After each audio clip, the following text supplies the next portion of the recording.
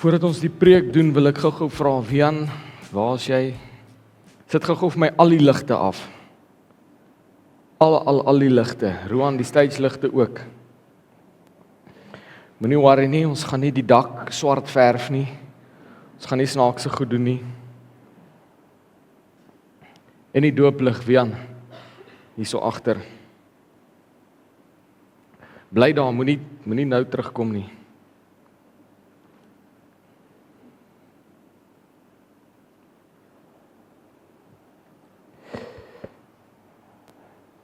Die Here wys vir my hierdie ding vanoggend.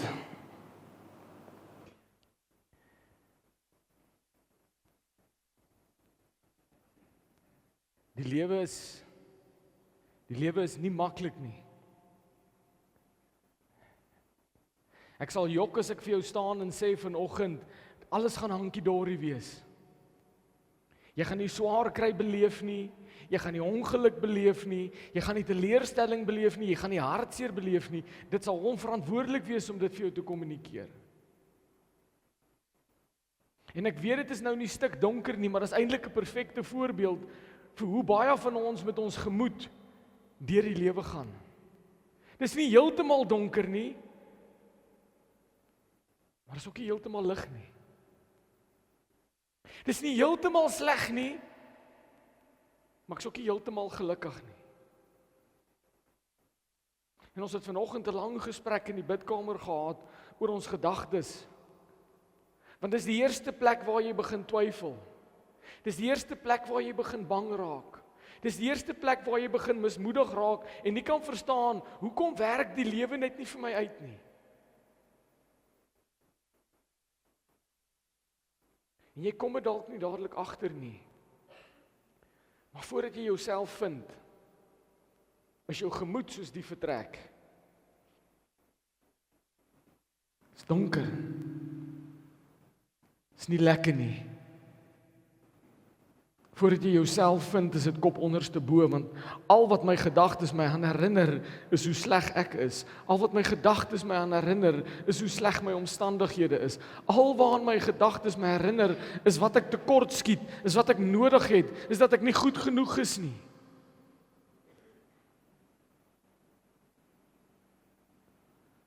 Ek sit en praat met mense wat deur dieselfde ding gaan, en die Here kom wys vir my vanoggend, wanneer jy voel soos wat jy voel, dan moet jy in die teenwoordigheid van die Here kom.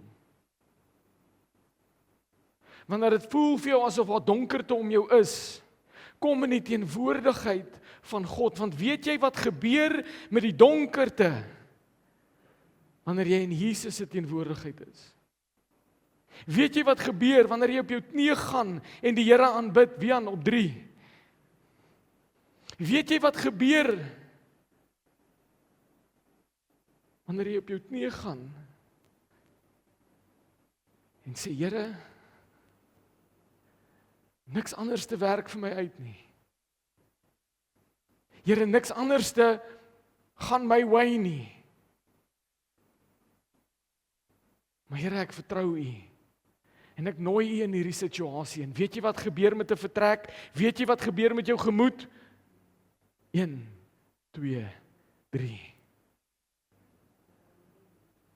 En skielik kan jy sien, kom in die teenwoordigheid van God. As jy al reeds daar is, nog meer.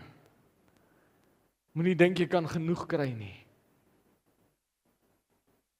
Amen. Daai ene was verniet, die volgende ene kan jy voorbetaal.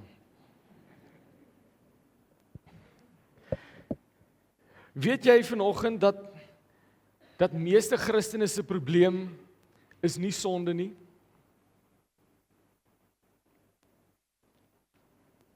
Van julle het geglimlag, van julle het julle oë getrek. Ek's ernstig. Ek sê nie ons almal is sondevry nie. Ek dink nie daar's een persoon op hierdie aarde wat sondevry is nie, want die oomblik wat jy sondevry is jy nie meer hier nie. Dan is jy in die hemel. Maar ons grootste probleem is nie sonde nie.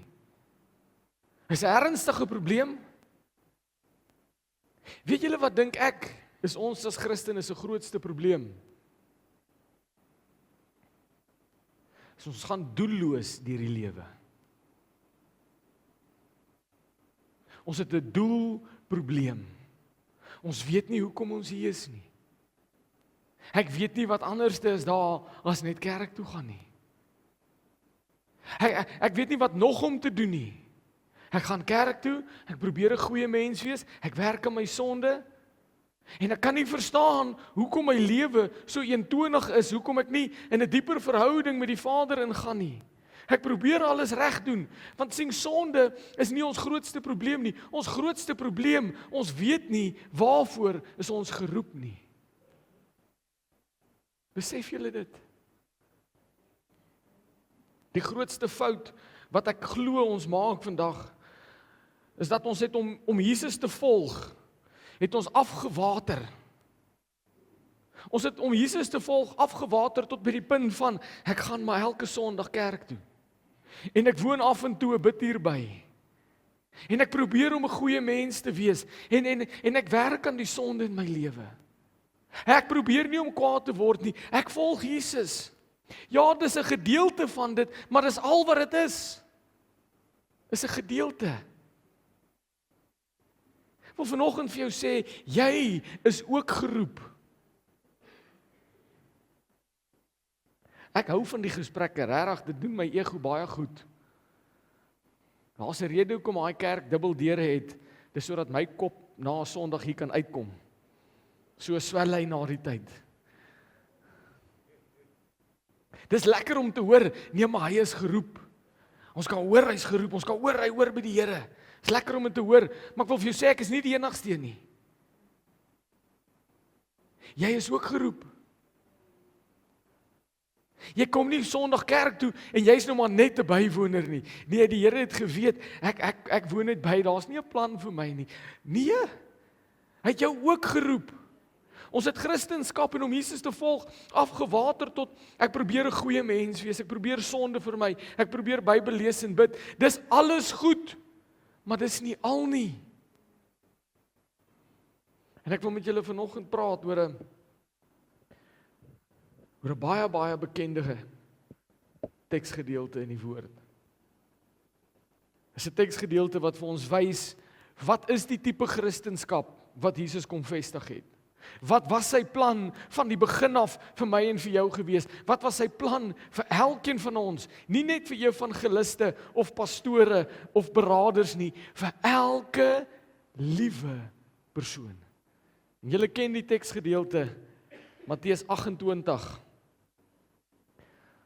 Kom ek kyk of julle kan raai wat se vers. Matteus 28. Ag, julle kyk nou op die bord. Iemand het my ingedoen.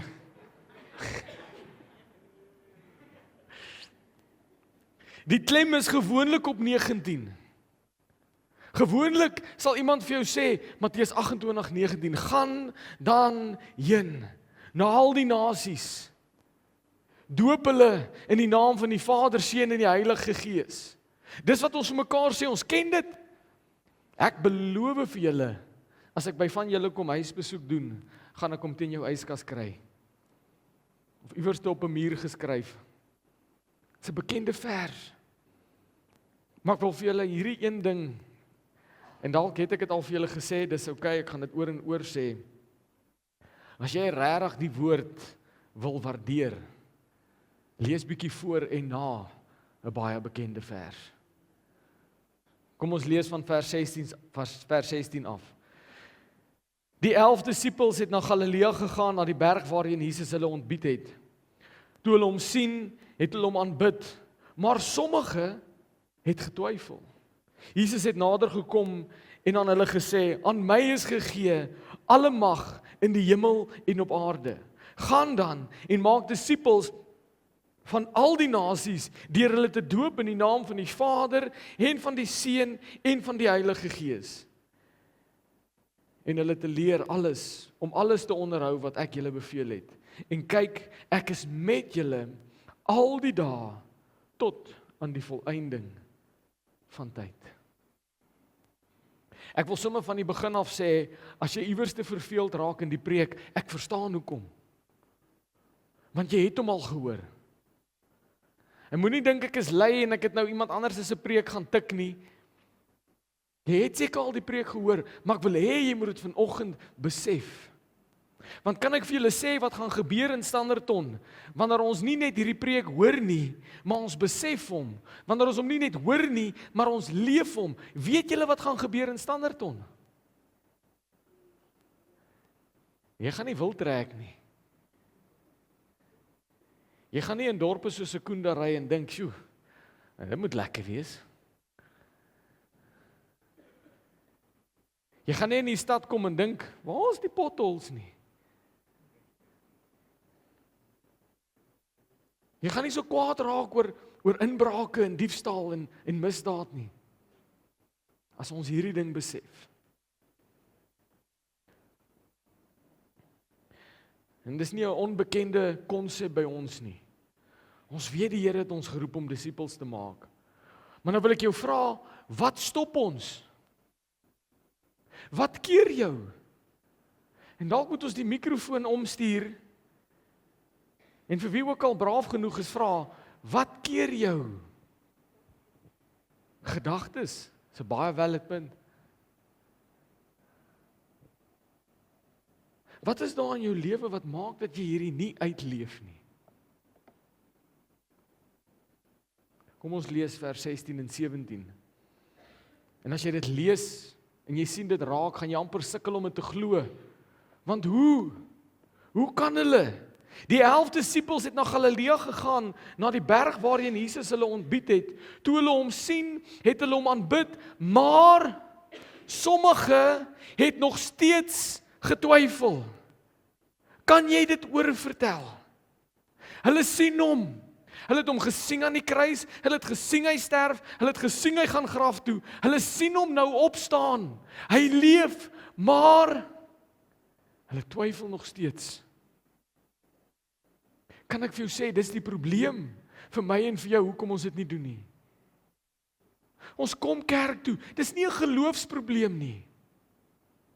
Dis nie die probleem is nie of ek glo of nie. Ek is seker daarvan elkeen van julle wat hier sit hierso nie omdat jy kwaad is nie, nie omdat jy nie glo nie. Jy sit hier want jy glo of jy wil graag glo. As jy in die tweede klas val, kom sien ons na die tyd asseblief dat ons jou kan help met die oorskakeling. Maar die punt bly staan. Dis nie 'n geloofsprobleem nie. Dis 'n twyfelprobleem. Ons weet hy het opgestaan. Ons weet hy leef. Ons weet hy die Heilige Gees vir ons gestuur, maar ons twyfel nog steeds. Dis hoekom ons nie gaan nie. Vers 18 sê gaan. Dis hoekom ons nie gaan nie. Nie omdat ons nie glo nie, maar omdat ons genoeg twyfel om eerder stil te bly. Ek het genoeg twyfel in my om eerder net nie nou iets te sê nie. Ek het genoeg twyfel in my om te dink, man, ons kuier nou lekker saam familie, dis nie nou die tyd of die plek vir sulke gesprekke nie. Ek twyfel genoeg om te dink, maar ek is nou by die werk, ek kan nie met my werksmense hieroor praat nie. Ek twyfel genoeg om te dink, ek loop nou maar in Pick n Pay. Pick n Pay is nie die plek om iemand na die Here toe te lei nie. Ek twyfel genoeg om maar net stil te bly.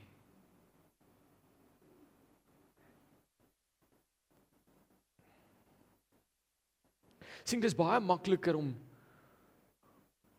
net kerk toe te gaan en te probeer reg leef. Ek weet dit klink nou 'n bietjie absurd, want as jy al ooit probeer ontslaa raak het van slegte gewoontes of sondes, sal jy weet dis nie maklik nie.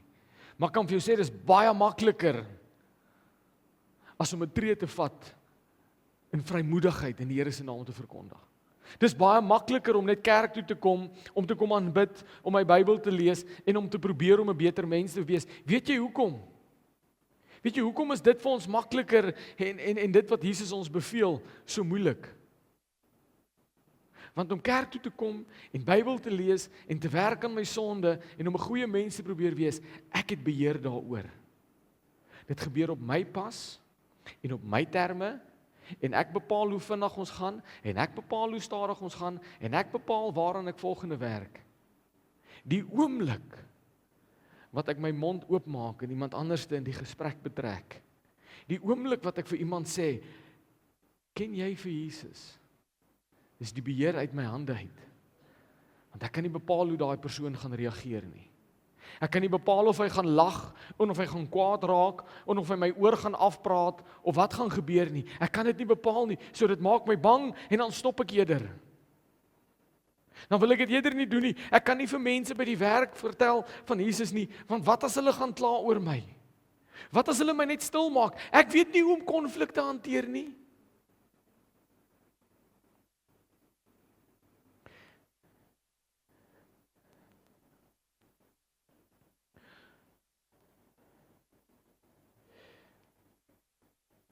Die woord van God sê, hy het ons nie 'n gees van vreesagtigheid gegee nie, maar van liefde, krag en selfbeheersing. Hoekom is ek en jy bang vir hoe 'n ander ou reageer? Wat gaan sy reaksie 'n verskil maak in my? Gaan ek kies om na sy pype te dans en om nie om te krap nie en om nou maar net wees jy nou maar net happy en gelukkig. En dan eendag wanneer ek voor die poorte staan, dan moet ek met skaamte sê, sorry, ek het dit nie belangrik genoeg geag nie.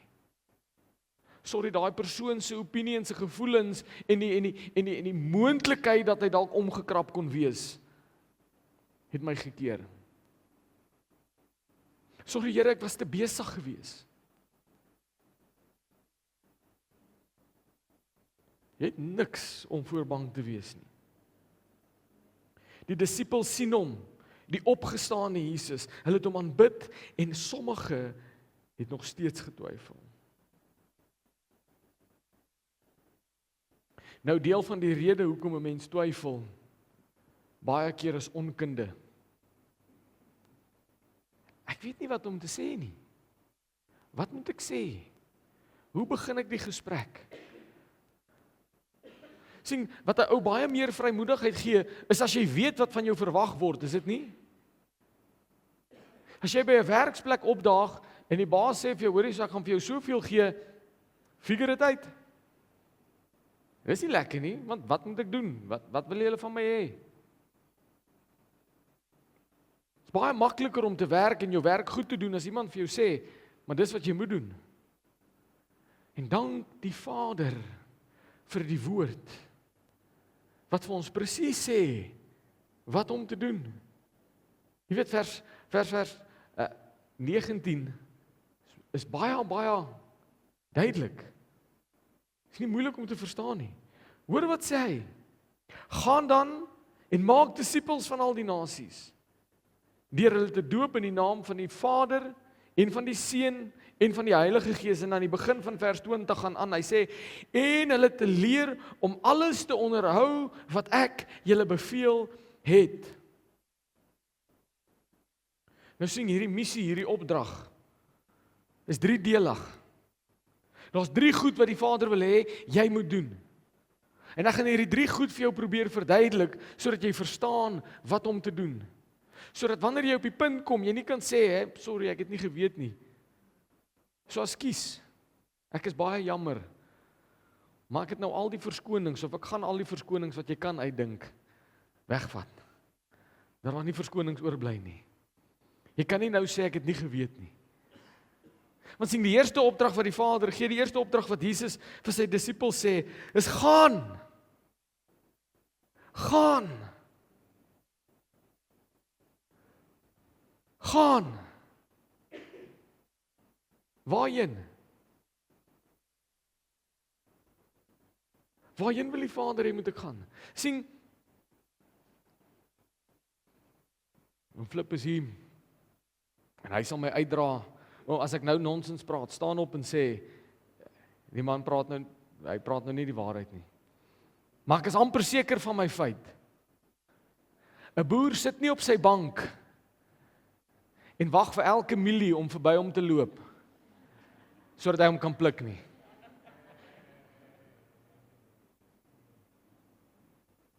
En dan is dit die soja se beurt, hulle kom verby. Dis nie hoe dit werk nie, is dit? Sien, die oes is reg, die oes is gereed. Jesus sê dit in Johannes, hy sê die oes is reg, maar wie is reg om dit te gaan kry? Gaan en gaan haal die oes. Die oes gaan nie na jou toe kom nie, daai mielie gaan nie opspring en voete ontwikkel en sê, okay, kom, ek is reg om gepluk te word nie. Jy moet gaan. En ek weet, ek het al die verskonings gehoor, ek het al die verskonings myself gedink. Waarheen? Here, U weet, ek is nie geroep vir Irak nie.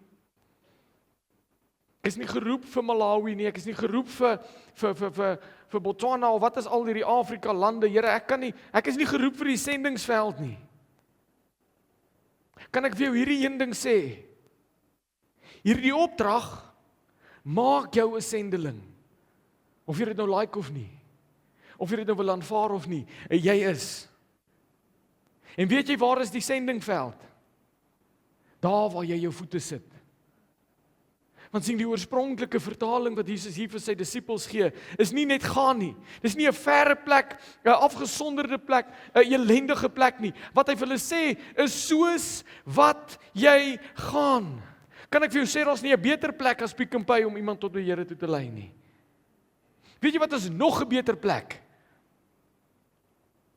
Die lisensiekantore of Home Affairs. Want hy gaan nêrens heen gaan nie. Hy moet hier sit. En jy het 10 iets om oor te praat, jy kan met hom begin oor geduld. Soos wat jy gaan. Daar waar jy jou voete vind, daar waar jy met jou skoene staan, dit is die sendingsveld waar Jesus jou gesit het. Ons is nie geroep om passiewe Christene te wees nie. Besef julle dat Jesus se laaste woorde in Matteus, die laaste opdrag wat hy vir sy disippels gee, is nie sorg dat jy 99% kerkbywoning het nie. Sy laaste opdrag is nie sorg dat jy ontslae raak van al die sonde in jou lewe nie. Dit is ook belangrik. Sy laaste opdrag is nie probeer om net 'n goeie mens te wees nie. Sy laaste opdrag is gaan.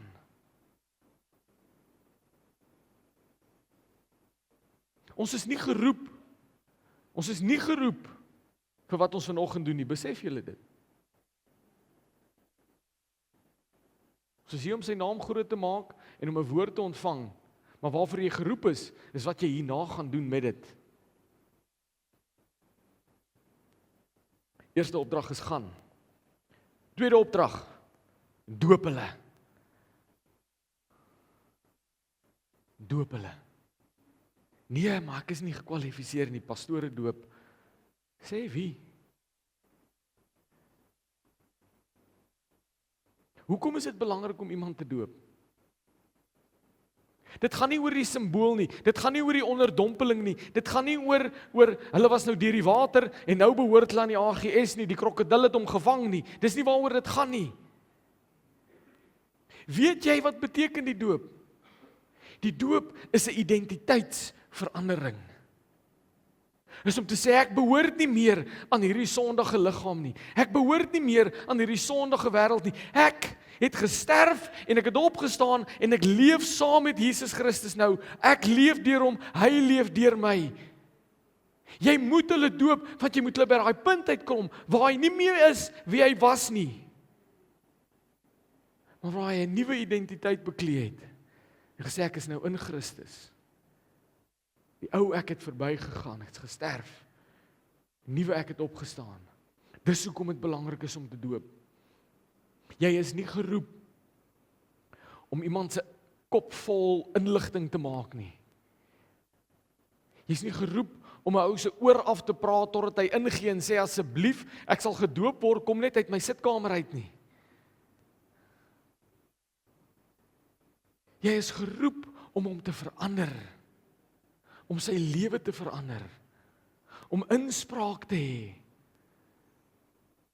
Jy moet hom tot by die punt bring, wat doop al is wat hy kan doen, alles wat oor is vir hom om te doen, waar hy gedoop wil word.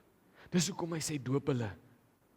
Want ek wil hê as jy klaar is met daai persoon, moet hy nie dieselfde wees nie. Hy moet nie kan teruggaan nie. Dis hoekom Jesus sê, doop hulle. En dan leer. Nou hier is waar ons prakties kop eerste uit die bus uitval. Leer. Wat sê Jesus moet ons hulle leer? Wat sê die teksgedeelte?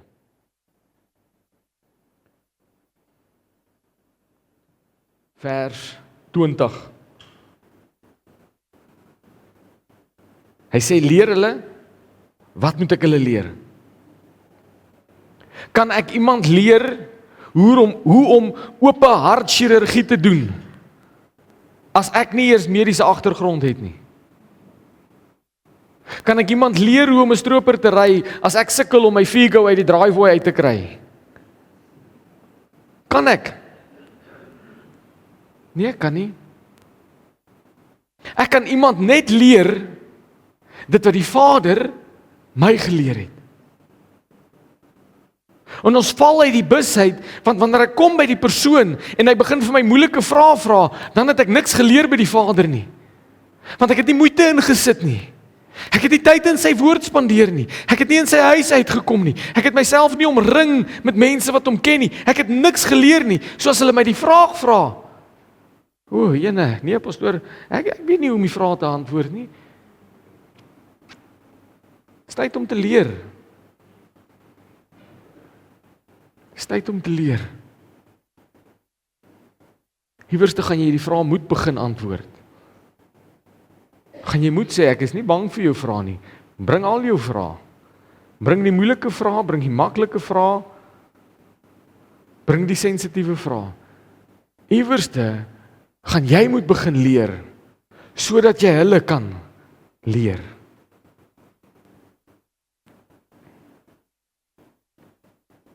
Jy kan nie mense leer om Jesus te volg, as jy hom nie volg nie.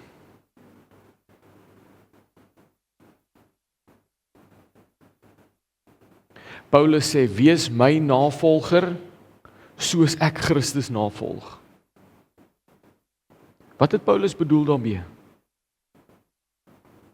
Hy sê, leef soos wat ek leef, want ek leef soos wat Jesus geleef het. Ek kan nie iemand leer hoe om te leef, as ek nie self soos Jesus probeer leef nie.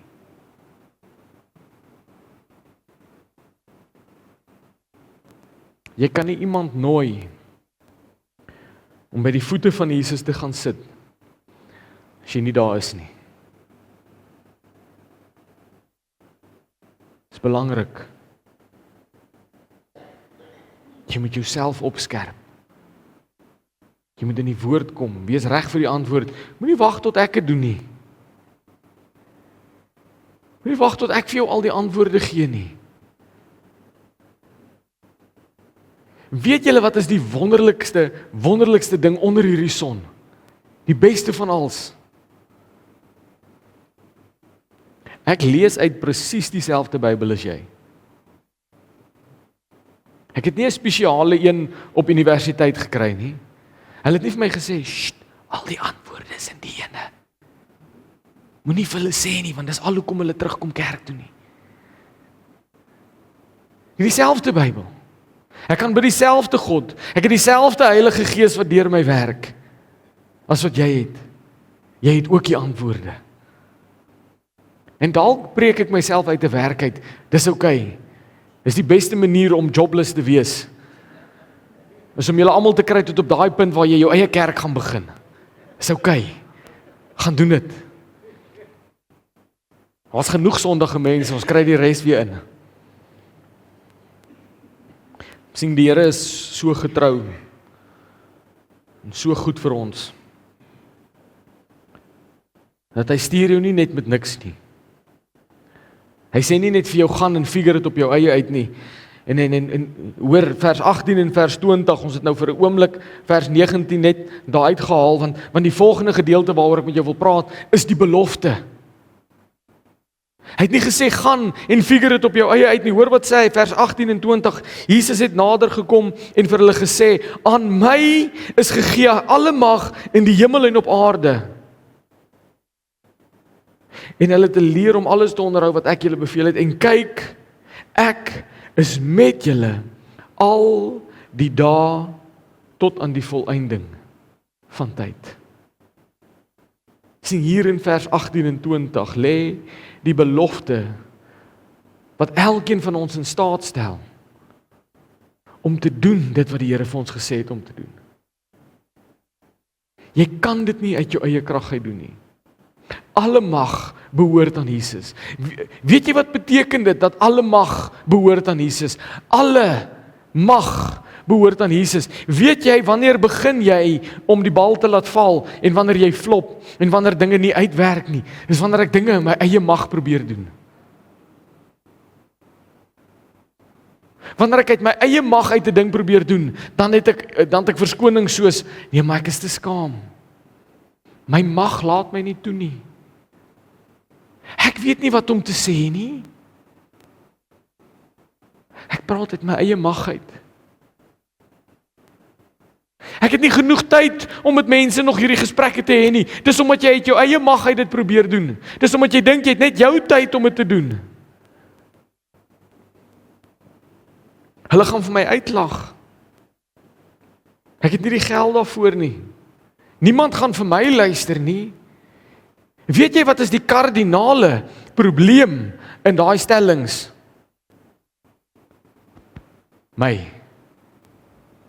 Ek. Wanneer jy dit uit jouself uit probeer doen in jou mag, man, ek sal vir jou 'n brief gee en hom teken dat dit gaan nie goed uitdraai nie. Die woord sê alle mag. Hy sê aan my is gegee alle mag in die hemel en op aarde. Maar hoor die tweede deel van die belofte. Hoor wat sê hy? Hy sê en leer hulle om alles te onderhou wat ek julle beveel het en kyk, ek Jesus met al die mag in die aarde en op die hemel is waar. Sit hy op die troon en wag vir jou. Wat sê jy? Hoor, nee. Daar is nie die regte woorde om te gebruik nie. Waar is hy? Is hy besig aan die ander kant van die aardbol om homself besig te hou met siek mense daar en hy het nie 'n saak met wat jy hierdie kan doen nie? Waar is hy? Waar sê hy is hy? Ek is met julle al die dae van julle, al die dae tot aan die volëinding van tyd.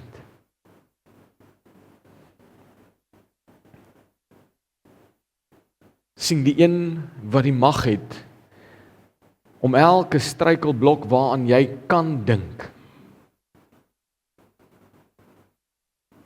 Die een wat die mag het om elke rots waarin jy kan dink uit jou pad uit te rol. Die een wat die mag het om jou in staat te stel om elke liewe dingetjie te doen wat jy gedink het jy nie kan doen nie. Hy is met jou tot aan die volëinding van tyd. Wat beteken? Daar is nie 'n gesprek nie.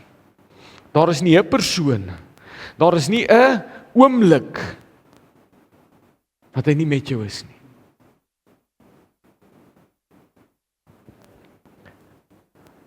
Ek beleef Jesus sê vanoggend vir 'n paar mense, gaan met jou skaam wees. Gaan skaam. Gaan sit voor die persoon skaam. Gaan staan voor hom skaam. Gaan met die onvermoë om met mense te praat. Man, een van die wonderlikste voorbeelde wat ons in die woord van God kry. God roep vir Moses. Moses sê, ek kan nie. Ek hakkel. God sê, ek is reg, vat vir Aaron, hy sal namens jou praat. En ons lees nie weer dat Aaron iets gesê het nie.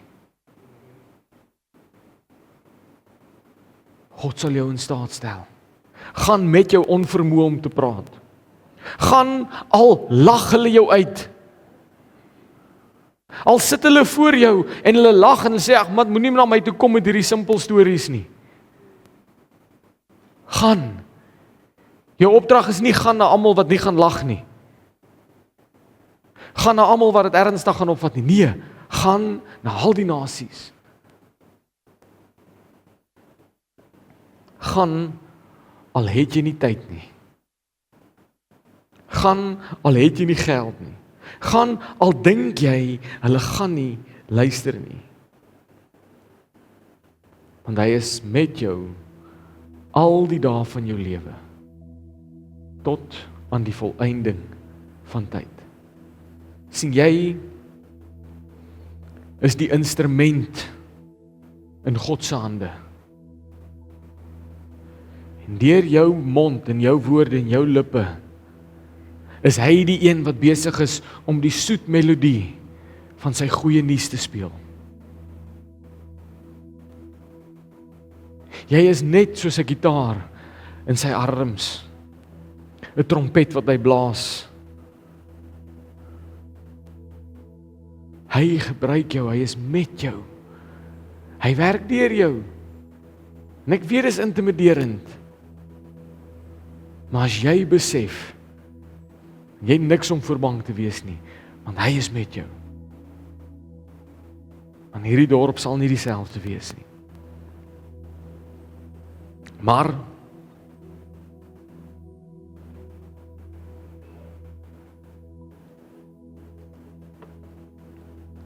soos die disippels in vers 16 en 17 kan jy vanoggend aanbid, jy kan kerk bywoon, en jy kan kies om steeds nie te gaan nie. Sien, Jesus het nie net gesê, aanbid my net nie. Hy het nie gesê, gaan net kerk toe nie. Hy het nie net gesê, gaan probeer om beter te wees nie. Hy het gesê, gaan. En jy weet nou wat is die opdrag. Jy weet nou dat jy nie alleen is nie. Jy weet dat jy 'n belofte het dat hy is met jou en al die mag en al die eer behoort aan hom. So ek wil jou nie vra vanoggend nie, en baie jammer as dit dalk bietjie disrespekvol oorkom, maar ek wil jou sê vanoggend, dat daar is nie meer verskoning nie. Daar is nie meer rede vir my om stil te bly nie. Ons sien nou bly net een ding oor, en dis om gehoorsaam te wees. Wil afsluit, en ek wil hê soos wat ons saam bid, bid op jou eie ook, en sê vir die Here, ek gaan nie net glo nie, ek gaan. Dis nie 'n moeilike sin nie. Dis 3 woorde en 2 van hulle is nog dieselfde ook. Ek gaan. Amen. Kom ons bid saam. Here, almagtige God, hemelse Vader, die groot ek is, die vredevors, ons rots, ons leidsman. Here, ons kom vanoggend nederig voor U, Here. En ons wil kom bely, Here, dat iewerste het ons ophou om uit te gaan. Ons het bang geraak en ons het getwyfel. En Here, ek wil bid en vra dat U elkeen van ons sal vergewe. Here, kom reinig ons van al die ongeregtighede, van alles wat ons kwyt geraak het en wat ons gesê en geglo het, Here. En Here, in U almag, Here, in U alomteenwoordigheid, wil ek vra, Here, dat U ons weer sal gebruik bekragtig ons weer. Stel ons in staat, Here, om uit te gaan met die goeie nuus, Here. Sodat ons die nasies ook kan leer en doop en disippels van hulle maak, Here. Wees saam met elke persoon, Here, sodat hulle verby hierdie punt van passiwiteit beweeg. En dat hulle sal begin om aktiewe Christene, aktiewe dele van die liggaam te word.